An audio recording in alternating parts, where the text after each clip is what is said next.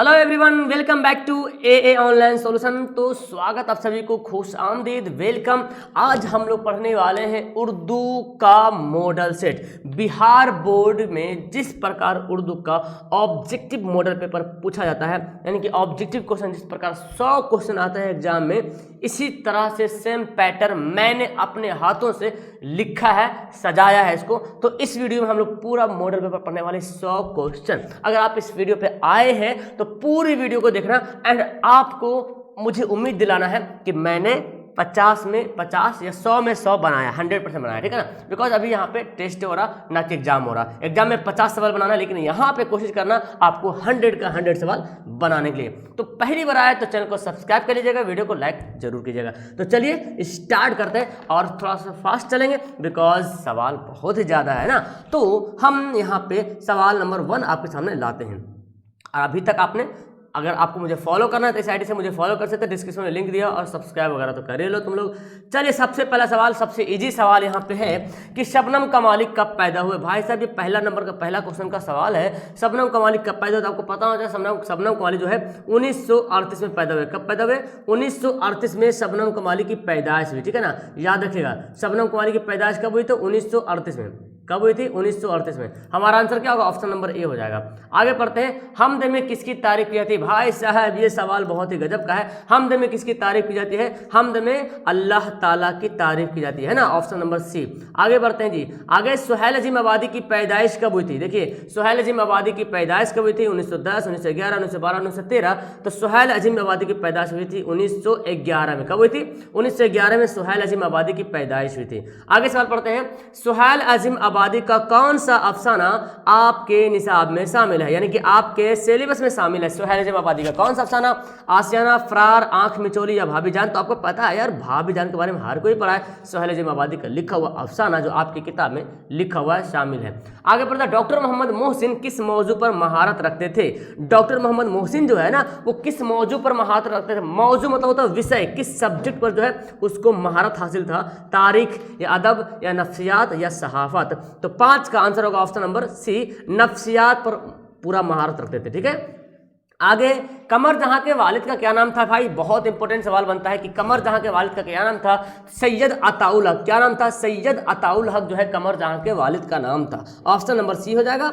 अगला सवाल पढ़ते हैं, 7वां सवाल। कमर जहां किस यूनिवर्सिटी में उस्ताद हैं? Patna university, Bhagalpur university, Magadh university, Mithila university. तो कमर जहां जो है अभी जो है भागलपुर यूनिवर्सिटी में उस्ताद हैं। ऑप्शन नंबर क्या होगा? बी होगा सही आंसर। आगे बढ़ते हैं। निगार अजीम ने किस मजमून में MA किया है? ठीक है ना, निगार अजीम ने किस मजमून में MA किया है? अरबी फारसी में, उर्दू ड्राइंग और पेंटिंग में, उर्दू अंग्रेजी में या फारसी अंग्रेजी में। तो निगार अजीम ने किस मजमून में MA किया? तो उर्दू ड्राइंग और पेंटिंग में। ओहो, ऑप्शन नंबर क्या होगा? बी इसका बिल्कुल सही जवाब। ग्लोबल वार्मिंग कैसा मसला है? ग्लोबल वार्मिंग जो है यानी कि है ना, वैश्विक ऊष्मन बोलते हैं। कैसा मसला है, कैसा समस्या है? तो एक संगीन मसला है, एक गंभीर मसला है। ऑप्शन नंबर सी इसका बिल्कुल सही आंसर होगा।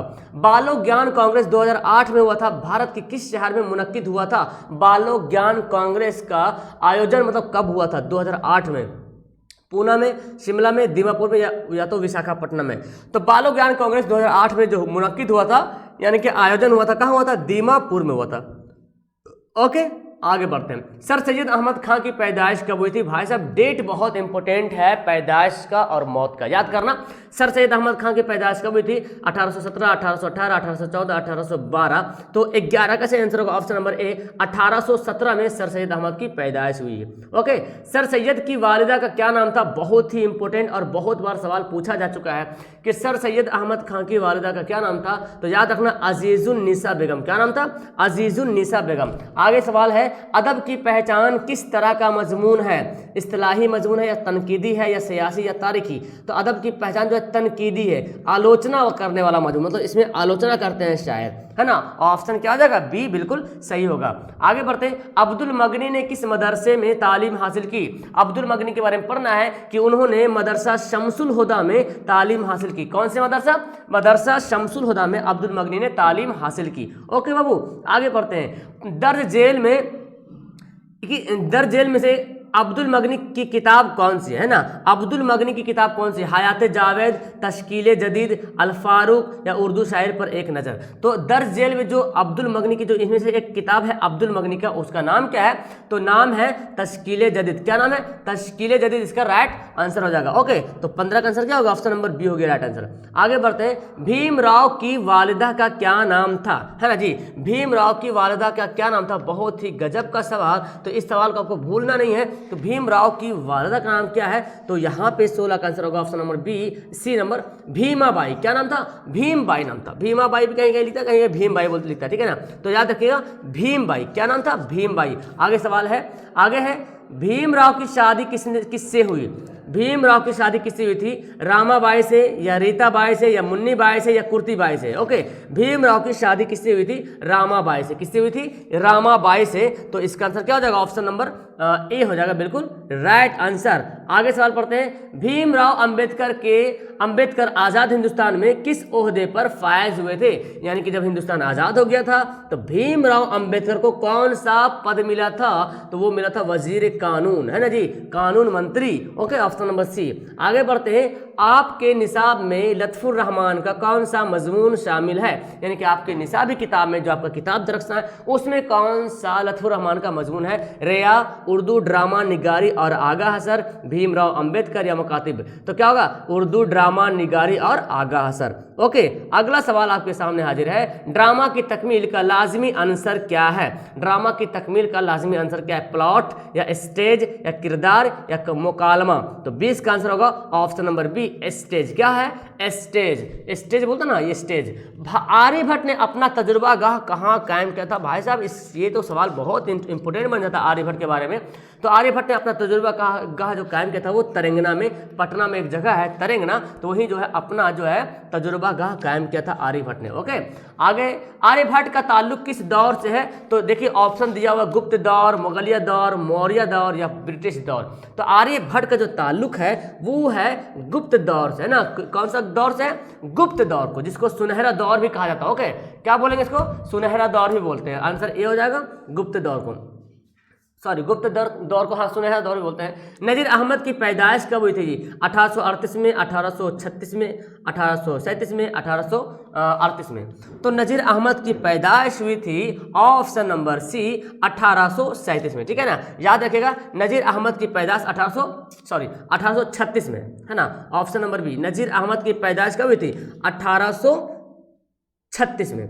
हाँ जी, नजीर अहमद की पैदाइश हुई थी 1836 में। हाँ, ऑप्शन नंबर बी इसका बिल्कुल सही होगा, 1836 में, ठीक है ना। आगे बढ़ते हैं, आगे सवाल है, शामिल निसाब इक्तिसाब किस नावल से माखूज है, इब्नुल वक्त या तौबतुन नसूह या मुरातुल उरूस या रुयाए सदका। मतलब जो नजीर अहमद का जो मौजूद जो लिखा आपने आपकी किताब में, फहमीदा और मंजली बेटी हमीदा की गुफ्तगू जो आपको पढ़ना है वो किस किताब से लिखा गया है, तो तौबतुन नसूह से लिया गया है, माखूज है मतलब लिया गया है ना, तौबतुन नसूह से। आगे बढ़ते हैं, नजीर अहमद का इंतकाल कब हुआ था, देखिए नजीर अहमद का इंतकाल कब हुआ था, 1908 में, 1909 में, 1910 में, 1911 में। तो 1910 में नजीर अहमद का इंतकाल हुआ था, ठीक है ना। तो आंसर क्या होगा, ऑप्शन नंबर सी हो जाएगा। आगे पढ़ते हैं, गालिब की पैदाइश कहाँ हुई थी, बहुत ही लाजवाब सवाल है। गालिब की पैदाइश हुई थी, कहाँ हुई थी, आगरा में पैदाइश हुई थी गालिब की। ओके, और गालिब की पैदाइश कब हुई थी, ये भी सवाल बहुत बड़ा था, आगे सवाल मिलने वाला, डोंट वरी। आगे सवाल है, मैंने वो अंदाजे तहरीर इजाद किया है कि मुरासला को मुकालमा बना दिया है, ये कॉल किसका है, यानी कि गालिब जिन्हें जो खत लिखने का जो अंदाज था, गालिब का जो खत लिखने का अंदाज था वो मुरासला को मुकालमा बना दिया। ऐसा खत लिखा करते थे, लगता कि मैं कलाम कर रहा हूँ, आपसे बात कर रहा हूँ। तो ये कौन बोलते हैं, ये गालिब ने बोला था ना, ये कॉल किसका है, गालिब का है। ओके, 27 का ऑप्शन नंबर सी। आगे बढ़ते हैं, तफरीहुल कुलूब के मुसन्निफ कौन है, बहुत ही इंपॉर्टेंट सवाल बन जाता है। तफरीहुल कुलूब, हाँ, गालिब या सर सैयद या हाली या अब्दुल गफूर शहबाज।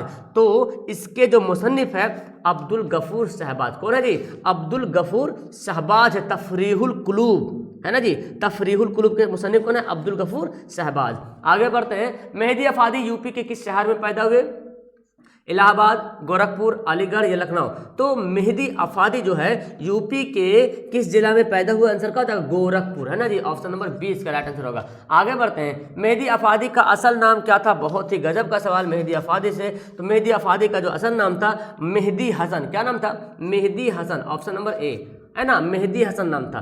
आगे सवाल है, मेहदी अफादी के शामिल निसाब खत में किसको मुखातिब किया गया? यानी कि मेहदी अफादी ने जो अपना खत में लिखा, जिसके नाम से खत लिखा, वो किसको मुखातिब किया? किसके नाम से खत लिखा, मतलब किसको बोल रहा खत में? मासूद हमदानी को, या मकबूल अहमद सिमदानी को, या मंजूर अहमद जिलानी को, या इनमें से कोई नहीं। तो क्या हो जाएगा? मकबूल अहमद समदानी को। किसको? मकबूल अहमद सिमदानी को, है ना। ऑप्शन नंबर क्या होगा? बी होगा, बिल्कुल सही आंसर। शामिल निसाब इंटरव्यू में किसका इंटरव्यू लिया गया? इंटरव्यू जो चैप्टर आपको पढ़ना है असमत चुगतई, जो इंटरव्यू लेते हैं राजेंद्र सिंह बेदी का, है ना जी। किसको लेते हैं? राजेंद्र सिंह बेदी का लेते हैं। ऑप्शन नंबर बी होगा, बिल्कुल सही आंसर। ओके, आगे बढ़ते हैं। बेदी के पहले अफसाने मजमूआ का नाम क्या था? बहुत बार सवाल आ चुका है।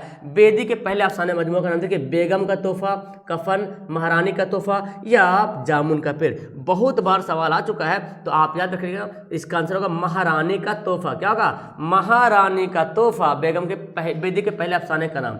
आगे, चकबस्त की वफात कब हुई थी? बहुत ही इंपॉर्टेंट बन जाता है यहाँ पे, चकबस्त की वफात कब हुई थी? तो आपको याद रखना, चकबस्त की जो वफात हुई थी वो हुई थी 1924 में। कब हुई थी? 1926 में, सॉरी 1926 में, यानी कि 34 का ऑप्शन नंबर क्या होगा? बी होगा। 1926 लिखा हुआ है उर्दू में। ओके, आगे बढ़ते हैं। जगन्नाथ की पैदाइश कब हुई थी? देखो, पैदाइश और मौत वाला सवाल तो बहुत ही लाजवाब बन जाता है, इसलिए आपको इसको मिस नहीं करना है, ठीक है ना। जगन्नाथ आज़ाद की पैदाइश कब हुई थी? तो आपको पता होना चाहिए कि 1918, 1917, 1919, 1920। तो 35 का आंसर होगा 1918। क्या होगा? 1918 में जगन्नाथ की पैदाइश हुई थी। आगे बढ़ते हैं जी। आगे सवाल आपके सामने हाजिर है कि इंडिया गेट की तामीर किसने कराई? भाई ये तो बहुत हल्का सवाल दे दिए सर। हाँ बिल्कुल, लेकिन सवाल ये भी पूछा जाता है, इंडिया गेट की तामीर किसने करवाई थी? इंडिया गेट अंग्रेजों ने तामीर करवाई थी, है ना जी, अंग्रेजों ने। और ताजमहल मुगल बादशाहों ने, है ना। तो आंसर क्या होगा इसका? 36 का आंसर हो जाएगा, ऑप्शन नंबर सी, बिल्कुल सही आंसर। आगे बढ़ते हैं। इंडिया गेट कहाँ है? तो इंडिया गेट आपको पता है दिल्ली में, है ना। तो आंसर क्या होगा? एक होता है gateway of India, gateway of India, ये तो मुंबई में है, लेकिन इंडिया गेट कहाँ है? दिल्ली में। आगे बढ़ते हैं। परवेज शाहिदी का असल नाम क्या था? ये भी परवेज शाहिदी से बहुत बार सवाल पूछा जाता है। तो इनका असल नाम था सैयद इकराम हुसैन। उनका असल नाम सैयद इकराम हुसैन, सैयद अहमद हुसैन, सैयद इमाम हुसैन, सैयद दिलदार हुसैन। परवेज शाहिदी के वालिद का नाम, सॉरी वालिद का नाम पूछा जा रहा है, वालिद का नाम क्या था? तो सैयद अहमद हुसैन, ठीक है ना, Syed Ahmed Hussain. Option number B होगा, है ना, सैयद अहमद हुसैन। परवेज शाहिदी के वालिद का नाम पूछा जा रहा सैयद अहमद हुसैन।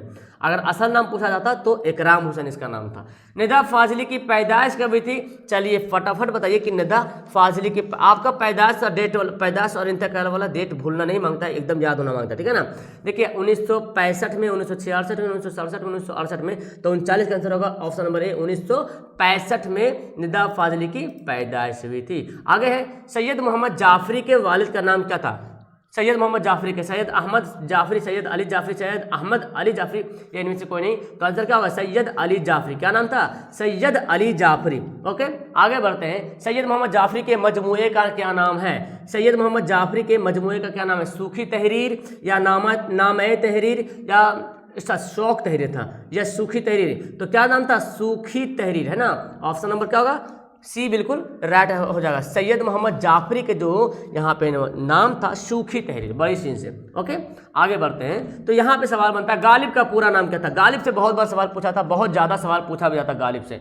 गालिब का पूरा नाम क्या था? असदुल्ला खां गालिब। क्या नाम था? असदुल्ला खां। ओके, तो 42 का आंसर का होगा, ऑप्शन नंबर सी हो जाएगा। आगे बढ़ते हैं। सवाल यहाँ पे है, गालिब किस सन में पैदा हुए? याद रखिएगा, गालिब की पैदाइश कब हुई थी, गालिब का इंतकाल कब हुआ था, date is very very important. तो 1797 में गालिब की पैदाइश हुई थी। कब हुई थी? 1797 में गालिब की पैदाइश आगरा में हुई थी। यानी कि 43 का आंसर ऑप्शन नंबर क्या होगा? सी होगा। गालिब का शामिल निसाब नज़म का ताल्लुक किस शायरी के सिनफ से है? मतलब अपने गालिब ने जो लिखा है नज़म, उसका ताल्लुक जो है शायरी के किस सिनफ से है? मसनवी, मरसिया, कसीदा, नज़म।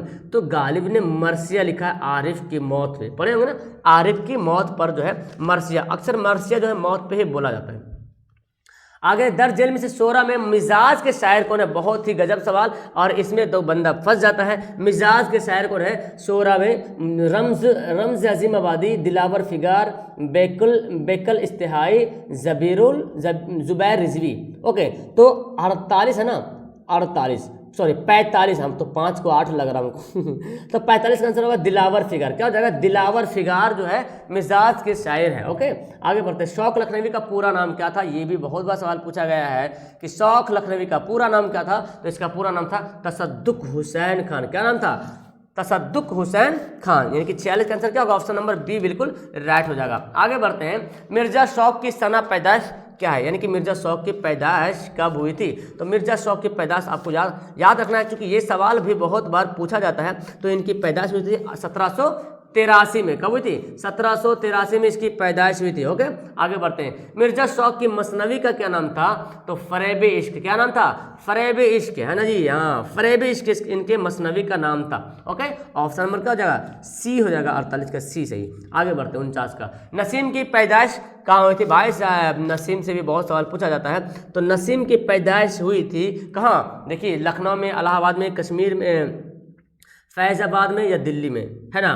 तो देखिए, नसीम की पैदाइश कहाँ हुई थी? तो 49 है ना, 49 का जो राइट आंसर हो जाएगा वो हो जाएगा लखनऊ, है ना। इनकी पैदाइश कहाँ हुई थी? लखनऊ में हुई थी।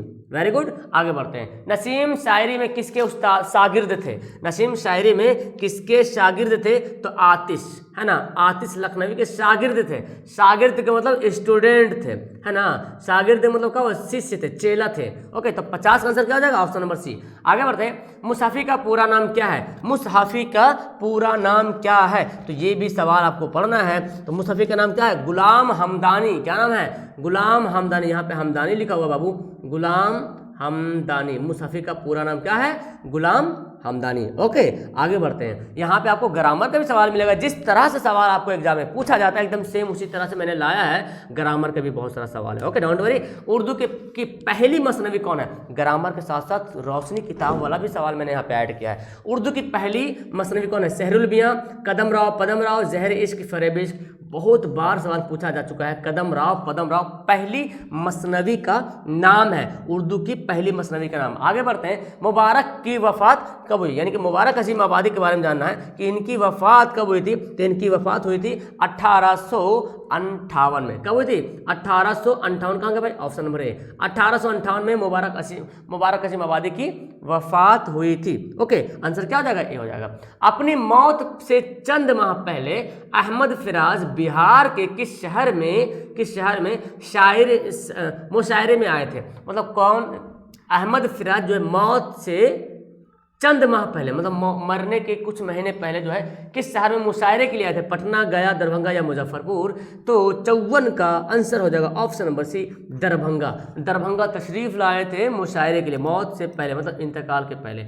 गजल के पहले शेर को क्या कहते हैं? भाई साहब, अगर ये सवाल ना आए तो फिर मतलब ही नहीं रहता है सवाल का, ठीक है ना। तो गजल के पहले शेर को क्या कहते हैं? मतला कहते हैं। क्या कहते हैं? मतला कहते हैं। यानी कि ऑप्शन क्या हो जाएगा? ए हो जाएगा। और आखिरी शेर को मक्ता कहते हैं। तो ये भी याद रखेंगे, इसको आखिरी शेर को मक्ता कहते हैं। ओके, परवीन शाकिर के वालिद का क्या नाम था? देखिए ऑप्शन पढ़े, तारिक हुसैन, कासिफ हुसैन, खालिद हुसैन, साकिब हुसैन।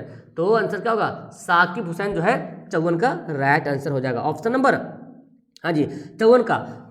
परवीन शाकिर है ना, परवीन शाकिर के वालिद का क्या नाम था? साकिब हुसैन। ओके, बड़ी सीन से बड़ी सीन से है, से अलिफ और बड़ी काफ बे, ठीक है ना, साकिब। तो याद रखेंगे इनके वालिद का क्या नाम था? साकिब हुसैन। ओके, आगे बढ़ते हैं। इरफान सिद्दीकी ने मास कम्युनिकेशन में डिप्लोमा कहाँ से हासिल किया? तो इरफान सिद्दीकी ने मास कम्युनिकेशन में डिप्लोमा जो दिल्ली से हासिल किया। कहाँ से हासिल किया? दिल्ली से। तो 57 का ऑप्शन नंबर बी हो जाएगा। ओके, ये क्या था? 56 था, सॉरी यार 56 को मैंने कुछ और पढ़ रहा था। ओके हाँ जी ठीक है। सच्चाइयाँ जफर गोरखपुरी का कैसा मजमुआ है? सच्चाइयाँ जो है एक मजमुआ है जफर गोरखपुरी का, ये है बच्चों के लिए। तो कभी कभी सवाल यही घुमा के बोल देता है कि इनमें से कौन बच्चों के लिए मजमुआ है, तो याद रखिएगा बच्चों के लिए कौन सा मजमुआ है? सच्चाइयाँ, ऑप्शन दे देगा सच्चाइयाँ, परछाइयाँ, है ना, तो याद रखिएगा सच्चाइयाँ बच्चों के लिए मजमुआ है, जफर गोरखपुरी के लिखा हुआ। दोहे में कितने मिसरे होते हैं भाई साहब? दोहे में 2 मिसरे होते हैं, याद कर लो, दोहे में 2 मिसरे होते हैं। रुबाई में 4 मिसरे होते हैं, ठीक है, रुबाई में 4 मिसरे होते हैं। आगे बढ़ते हैं। जमुना नदी हमारे लिखा हो, ठीक है ना, जमुना नदी हमारे मुल्क के किस सूबे से गुजरती है? मतलब जमुना नदी हमारे मुल्क से किस सूबे, किस राज्य से गुजरती है? तो भाई साहब उत्तर प्रदेश से तो जमुना नदी गुजरती है ना, वही है आगरा उत्तर प्रदेश में, और फिर वही जो ताजमहल है इस नदी के किनारे, यमुना नदी जमुना नदी जो बोलो। ओके आगे बढ़ते हैं। सूरज का घोड़ा, वो हो आ गया है यहाँ पे सवाल। अब क्या गया, रोशनी किताब का बहुत सारा सवाल मैंने ऐड किया, तो अगर आपने रोशनी किताब को पढ़ा अच्छे तरीके से, यानी कि आपने राइटर का नाम और उसका लिखने क्या लिखा उन्होंने, बस उतने पढ़ना है, काफ़ी बहुत सा सवाल मिलेगा। देखिए सूरज का घोड़ा किस जबान में लिखा हुआ है? तो सूरज का घोड़ा जो है वो कन्नड़ जबान में लिखा हुआ। किस जबान में? कन्नड़, जहाँ के कर्नाटक की जबान है। ओके आगे बढ़ते हैं। महाश्वेता देवी का कौन सा अफसाना आपके निसाब में शामिल है? महाश्वेता देवी का कौन सा अफसाना आपके निसाब में शामिल है? तो अर्जुन, कौन सा है? अर्जुन अफसाना है, और ये जो है बंगला में लिखा है जी। क्या? बंगला में। ऐसे सवाल भी मिलेगा अभी। के सच्चिदानंद की कौन सी नज़म आपके निसाब में शामिल है? के सच्चिदानंद, आपको याद करना है, ये रोशनी वाली किताब से एकदम 5-6 सवाल एकदम टपकता है, ऐसे टपकता है, एकदम ऐसे ही ऐसे आएगा, ठीक है। के सच्चिदानंद का जो किताब जो नज़म है वो मुलाकात यानी मलयालम जबान में है। मलयालम कहाँ की जबान है? केरल, है ना, केरल मलयालम। आगे बढ़ते हैं। अफसाना अंग्रेजिया बाबू में किस तहजीब पर तंज किया गया? मतलब अंग्रेजिया बाबू अफसाना में ना एक बताया गया, अंग्रेज की तरह एकदम जीता है, सूट पैंट एकदम पहनता है, विषय वो अंग्रेजी तहजीब पर जो तंज किया है, तंज करने मतलब उस पर मतलब उसके बारे में खूब लिखा है ना, कि सही नहीं होता, इससे उसे बहुत कुछ लिखा हुआ है, ठीक है ना। तो याद रखेंगे। आगे है हमारे पास 68 नंबर सवाल है, तिरादोई कहाँ रहती थी? देखिए ये सवाल कुछ अलग सा है, मैंने यहाँ पे बनाया है। तो आपको बताना कि तिरादोई जो कहाँ रहती थी, शहर में या मस्जिद में या जंगल में, शमशान घाट में? तो रियल में आपका दिमाग जा रहा था यहाँ पे, और वही राइट होगा। तिरादोई कहाँ रहती थी? शमशान घाट में रहती थी। ओके। UR अनंत मूर्ति का ताल्लुक किस सूबे से है? कर्नाटक, उड़ीसा या कश्मीरी या तमिलनाडु? UR अनंत मूर्ति, तो सबसे पहले मैं बता दूं UR अनंत मूर्ति ने एक अफसाना लिखा है जिसका नाम है सूरज का घोड़ा। और ये कैसा जबान? अभी पढ़े मैंने, कैसा जबान है? ये है कन्नड़ जबान, है ना, कन्नड़। तो कन्नड़ जबान जो है वो कर्नाटक का होता है भाई, है ना। तो आंसर क्या हो जाएगा? ए हो जाएगा। आगे बढ़ते हैं। अफसाना वातिर के किनारे कि अफसाना निगार कौन है? ठीक है, अफसाना वातिर के किनारे के अफसाना निगार कौन है? वातिर के किनारे, तो इसके जो अफसाना निगार है पन्ना लाल पटेल। कौन है? पन्ना लाल पटेल है। महाश्वेता किसका अफसाना है? तो महाश्वेता जो है अर्जुन का लिखने वाला है। हरि मोहन झा किसके राइटर कौन, किसके लिखने वाले हैं? अंग्रेजिया बाबू, एकदम हरी अंग्रेजिया बाबू, याद रखिएगा हरी। UR अनंत मूर्ति अभी पढ़े थे, UR अनंत मूर्ति सूरज का घोड़ा, UR अनंत मूर्ति सूरज का घोड़ा, याद कर लो।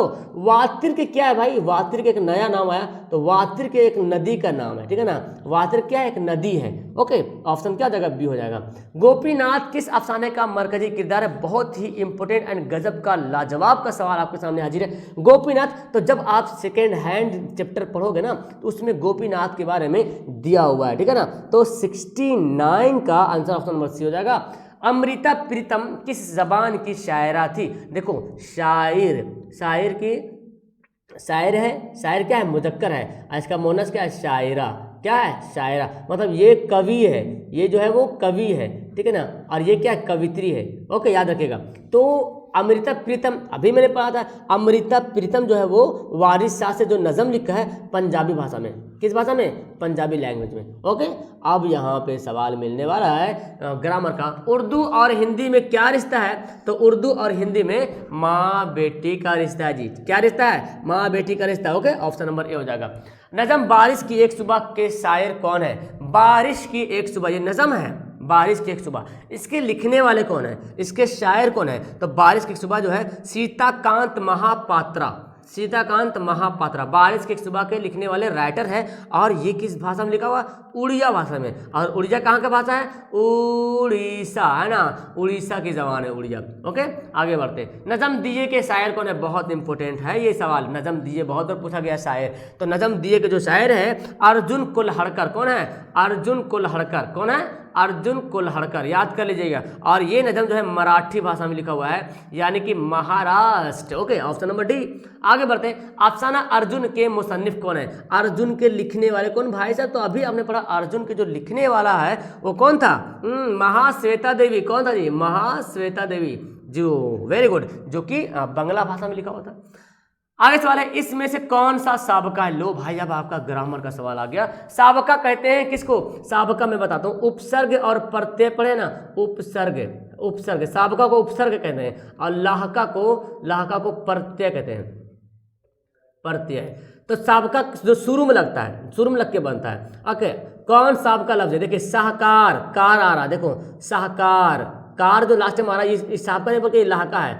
अकलमंद, देखिए अकलमंद, दर्शगाह, दिलदार। तो बोला इनमें से कौन सा लफ्ज कौन साबका लफ्ज है जो शुरू में जुड़ के बना? अकलमंद, दर्शगाह, दिलदार, शाहकार। तो भाई साहब यहाँ पे मैंने शायद चारों ऑप्शन तो लाहका है भाई, है ना, चारों ऑप्शन लाहका। यहाँ पे शायद मिस्टेक से लिखा गया शाहकार। शाहकार से भी अलग अलग शब्द बनता है, कार से अलग शब्द बनता है। अकलमंद, दानिशमंद बनता है ना, दर्शगाह, कब्रगाह, दिलदार, मालदार। तो यहाँ पे सभी के सभी लाहका है। एक्चुअली सवाल हो जाए तो कौन सा साबका नहीं है, तो कुछ यहाँ पे एक अलग ऑप्शन देना पड़ता। खैर याद रखेंगे यहाँ पे क्या है, सब के सब लाहका है। अच्छा, साबका का मैं एग्जांपल बताता हूँ तो आपको याद हो जाएगा। साबका का एग्जांपल मैं बताता हूँ, जैसे कि शुरू में लगता है, ठीक है ना, शुरू में, जैसे कि अनपढ़ है ना, अनजान, अनपढ़ लगा कि नहीं, तो इस तरह से बनेगा शुरू में, ठीक है। गैर से गैर हाजिर, है ना, गैर हाजिर। ओके, गैर वाजिब, इस तरह से बहुत सारा लफ्ज बनता है गैर लग के, तो ये लाका हो जाएगा। अर्ज की जिद क्या है? अर्ज की जिद क्या है? मतलब अर्ज के मतलब होता है जमीन, और जमीन को उल्टा क्या होता है? आसमान, और आसमान का यहाँ पे मीनिंग है समा, यानी कि ऑप्शन नंबर सी।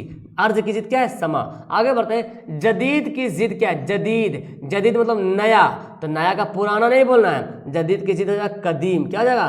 कदीम, यानी कि ऑप्शन नंबर सी। ओके, हाँ, नया होता तो पुराना होता। और बैद किसकी जिद है? करीब की जिद क्या है? बैद। अगर नई बोलता, नई, तो नई का जिद पुरानी करते हैं। ओके, जदीद का कदीम। जो नाम किसी रिश्ते की बिना पर रखा हो उसे क्या कहते हैं? यानी कि रिश्ते के बिना पे जो नाम रखा गया उसको कुन्नियत कहते हैं। क्या कहते हैं? कुन्नियत कहते हैं। इब्ने मरियम, है ना, उम्मे सलमा। ओके, तो ये क्या हो गया? रिश्ते के बिना पे नाम रखा हुआ। उर्फ किसको बोलेंगे? उर्फ बोलेंगे क्या? नकली नाम को, जैसे लड्डू, गुड्डू। लकब जो है किसके? आवाम के जानिब से किसी को मिलता है, और खिताब जो है किसी सरकार की जानिब से कोई नाम मिलता है। ओके, आगे सवाल मिलने वाला है। इसमें नकरा की पहचान करें। नकरा बोलते किसको? प्रॉपर कॉमन नाउन को, ठीक है, कॉमन नाउन को, यानी कि आम नाम, ये वाला आम नहीं यार, ये वाला आम नाम। देखिए पहाड़, गंगा, राजू, पटना। तो गंगा से पता चल रहा है गंगा नदी है, राजू से पता चल रहा कोई लड़का का नाम है, पटना से पता चल रहा है एक शहर का नाम है, लेकिन पहाड़ से तो पता ही नहीं चला कौन पहाड़ है भाई। ये हो गया इसमें नकरा, ठीक है ना। और बाकी ये तीनों जो देख रहे हैं, ये तीनों है इसमें मारफा। क्या नाम है? इसमें मारफा, ठीक है ना, याद रखिए इसमें मारफा। ओके, आगे बढ़ते हैं। आगे आखिर की जमा क्या है? आखिर की जमा क्या है? अवाखिर। याद करना, वाहिद जमा भी आपको याद करना बहुत जरूरी है, ठीक है। वाहिद की जमा, आखिर की जमा अवाखिर। ओके, आगे तुम कहाँ गए थे, ये कौन सा जुमला है? तुम कहाँ गए थे, आप देखिए पढ़ते हैं। जुमला खबरिया में किसी जुमला के बारे में खबर जाता है, वो मर गया, खबर हो रहा है ना। प्रधानमंत्री मोदी यहाँ आ रहे हैं, वो खबर दे रहा। जुमला इंशाइया में क्या होता है? एकदम बोलते ओह वो मर गया, ऐसे करके, है ना। जुमला इस्तेजाजिया मतलब ताज्जुब खेज बातें, अरे वाह ऐसा हो गया, कितनी खूबसूरत हो तुम, ये इस्तेजाजिया हो रहा। और जुमला सवालिया में सवाल करेगा, तुम क्या कर रहे हो, तुम क्या पढ़ रहे हो, तुम कहाँ जा रहे हो, सवाल हो जाए। इनमें से मुअन्नस कौन है? मुअन्नस बताइए। देखिए मोती, हाथी, दही, कुर्सी। तो मुअन्नस पहचानने का एक ट्रिक है कि जिस लफ्ज का आखिर में, जिस लफ्ज के आखिर में बड़ी ये होता है, अक्सर वो क्या होता है? मुअन्नस होता है। लेकिन कुछ ऐसे लफ्ज हैं जिसके आखिर में बड़ी ये है, लेकिन ये मुअन्नस नहीं है। ये तीनों क्या है? ये तीनों जो है मुज़क्कर है, लेकिन मुअन्नस कौन है ऑप्शन नंबर डी में, डी क्या है मुअन्नस है। तो याद रखेंगे डी जो है वो मुअन्नस है, कुर्सी। बाकी मोती हाथी दही क्या है मुजक्कर है, दही खट्टी नहीं बल्कि दही खट्टा है, ठीक है ना। हाथी मोटी नहीं हाथी मोटा है, मोती चमक रहा है। ओके, लतीफ़ा की जमा क्या है, देखो लतीफ़ा की जमा क्या होगा लताइफ, क्या होगा लताइफ। ओके, और ये जो लुत्फ़, लुत्फ़ की जमा अल्ताफ़ होता है। ओके, आगे बढ़ते हैं। कान खड़े होना का मतलब क्या है, कान उलट जाना, होशियार होना, कान में दर्द, कान खड़े होना मतलब होशियार होना। भाई साहब कान खड़े कर लो, है ना, होशियार हो जाओ। तो 84 का आंसर भी हो गया। आगे बढ़ते हैं। अहवाल का वाहिद क्या है, मतलब अहवाल जमा है, इसका वाहिद पूछ रहा, तो हाल की जमा क्या हो जाएगा अहवाल, हाल की जमा अहवाल। तो अहवाल का वाहिद हाल हो गया, हाल की जमा अहवाल, अहवाल का वाहिद हाल। ओके, इज्जत का मुतरादिफ क्या होगा, मुतरादिफ का मतलब होता है पर्यायवाची शब्द, ठीक है ना, पर्यायवाची शब्द, मुतरादिफ मतलब पर्याय सैनोनिम से। तो क्या इज्जत का क्या होगा एहतराम, अजमत माने अजमत मतलब बड़ाई होता है, बड़ाई। हरम तो अलग, हरम मतलब मस्जिद होता है, हराम तो जान रहे। तो यहाँ पे एहतराम, इज्जत और एहतराम दोनों सेम लफ्ज है। ओके, ऑप्शन ए हो जाएगा। दर्ज जेल में से इसमें आला कौन सा, आला का मतलब होता है हथियार, क्या होता है आला का मतलब हथियार, हथियार हो या औजार हो, ठीक है ना, औजार हो या हथियार हो। तो देखो करनी, करनी कौन है, अरे कढ़नी जिसको हम लोग बोलते हैं, जो राज मिस्त्री वाला काम करते हैं हम लोग क्या बोलते हैं कढ़नी, कढ़नी नहीं होता करनी होता है, ठीक है ना। ओढ़नी, ओढ़नी कोई औजार है तो ओढ़ने काम करता है। कफगीर, कफगीर क्या है, अरे खाना जो बनाती हो तुम लोग, कफगीर, जो हम लोग बोलते हैं कपगीर, कपगीर बोलते कपगीर, कपगीर बोलता कपगीर, क्या बोलते हैं हम लोग देखो कपगीर, याद है तुमको कपगीर बोलते हैं, कपगीर नहीं होता कफगीर होता है, क्या होता है कफगीर। तो ये समान है, झाड़ू समान है, कौन इसमें आला नहीं है, ओढ़नी जो है इसमें आला नहीं, ओढ़नी समान का नाम नहीं है, ठीक है ना। करनी समान है, इसमें आला करनी है, इसमें कफगीर कर इसमें आला है, झाड़ू भी इसमें आला है, लेकिन ओढ़नी जो है इसमें आला नहीं है। ओके, इनमें से कौन सा इसमें हाल, इसमें इनमें से इसमें हाल कौन है, हाल, हाल मतलब जो हाल में वो आता है, वो आएगा, वो पढ़ता था और मैं पढ़ूंगा, तो क्या होगा वो आता है, क्या होगा इसमें हाल हो गया। अब वो आएगा ये मुस्तकबिल, क्या है मुस्तकबिल, और वो पढ़ता था क्या हो जाएगा माजी, क्या हो जाएगा इसमें माजी, ठीक है ना। मैं पढ़ूँ, मैं उर्दू पढ़ूंगा, ये भी मुस्तकबिल हो गया, पढ़ूंगा मतलब फ्यूचर टेंस है, ये माजी पास्ट हो गया, हाल जो है वो प्रेजेंट हो गया। ओके, इनमें से जामिद की पहचान कीजिए। जामिद किसको कहते हैं, जामिद वो लफ्ज है, जामिद वो इसमें है जो खुद ना किसी कलमा से बना हो और ना उससे दूसरा कलमा बने, जो ना किसी लफ्ज से बना हो ना दूसरा लफ्ज बने। तो रोटी जो है एकदम अकेला है, स्वतंत्र है, रोटी से कुछ नया लफ्ज नहीं बनेगा, रोटी से रोटी ही रहेगा, ठीक है ना। आना से आने वाला बन सकता है, पढ़ाकू देखो पढ़ने से पढ़ने वाला है ना, पढ़ने वाला को क्या बोलते हैं पढ़ाकू। तो ये इसमें ये जामिद नहीं है, रहने से रहने वाला बन सकता है, लेकिन रोटी से कुछ नहीं, रोटी वाला नहीं बनेगा, है ना। रोटी एक अलग लफ्ज है जो एकदम फ्री है, जो किसी से नहीं बना हो।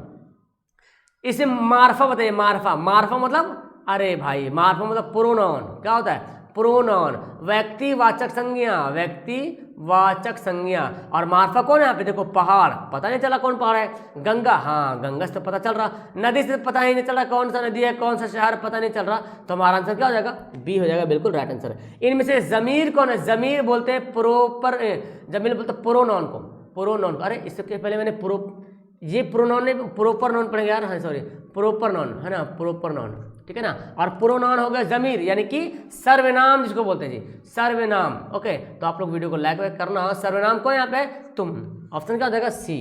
आगे बढ़ते, जो नाम शायर अपने शेर के आखिर में इस्तेमाल करता है उसको क्या कहते हैं, उस नाम को कहते हैं तखल्लुस। जैसे कि गालिब है ना,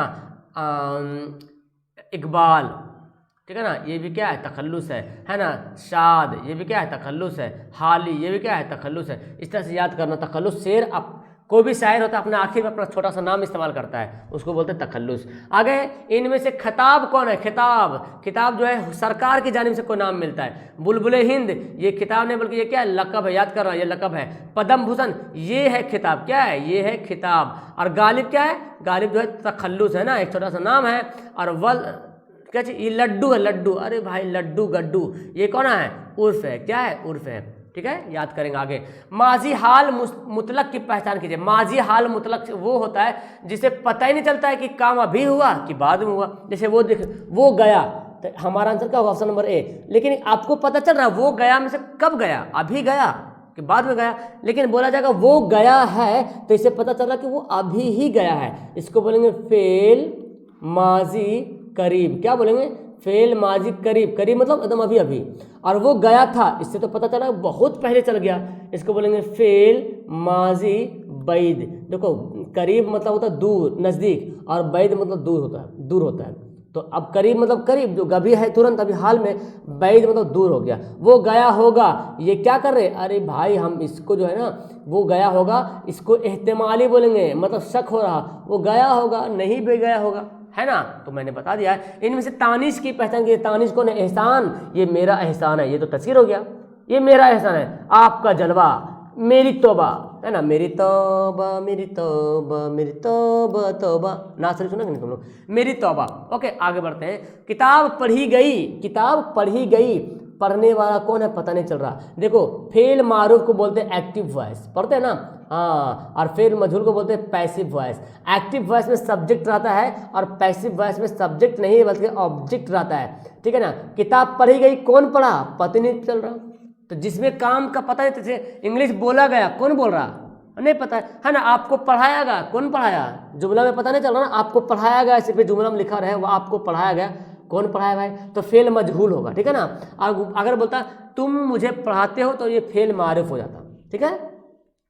जेरो जबर होना, अरे जेरो जबर होना मतलब कि तबाहो बर्बाद होना, है ना, जेरो जबर होना मतलब तबाहो बर्बाद होना। आगे है गाय, अजाब की जिद क्या है, अजाब की जिद, तो भाई साहब अजाब की क्या है, सवाब। देखो से वाला सवाब, ये भी सताब लिखा हुआ, सवाब देखो ये भी है, लेकिन सात वाला नहीं बल्कि से वाला सवाब। ओके आगे सवाल है, बनावट के एतबार से इसमें की कितनी किस्में हैं, आपको पता है 3 है, वो कौन कौन है, जामिद मैंने बताया है, मसदर और मस्तक, क्या है, जामिद मसदर और मस्तक, याद करना।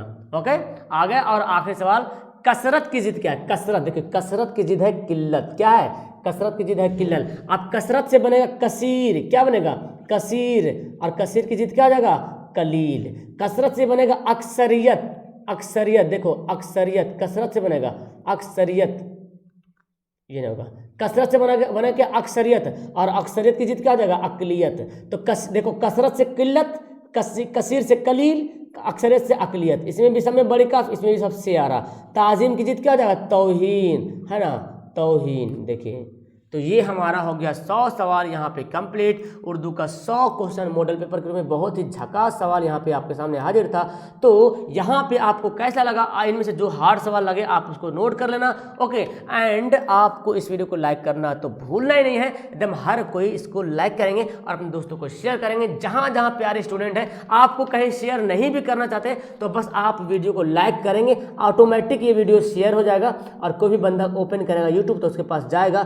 तो भाई आपने तो ये हेल्प किया ना, तो आप हेल्प करेंगे शेयर करके। अगर आप शेयर करना नहीं आता है, आपके पास बहुत कम बच्चे हैं जो जिसको आपने पहले से शेयर कर दिया, तो अब शेयर करने का सिंपल का फंडा है लाइक करना। आप लोग वीडियो को लाइक कर, और ऐसे भी लाइक करना मांगते हैं क्योंकि बहुत सारी मेहनत इसमें लगा है बनाने में। तो ये हमारा मॉडल सेट फर्स्ट था, अब मॉडल सेट 2 आएगा, लेकिन इस पर लाइक कम से कम 1000 लाइक पार होगा, तब 1000 लाइक पार होगा तब मॉडल सेट 2 आएगा। ओके तो आप लोग याद करो, जैसे भी 1000 लाइक पार करना है आप लोगों को, तब मॉडल सेट 2 में लाऊंगा। ओके तो फिलहाल वीडियो को यहाँ पे करते last. Okay that's all, thank you everyone, bye bye, खुदा हाफिज।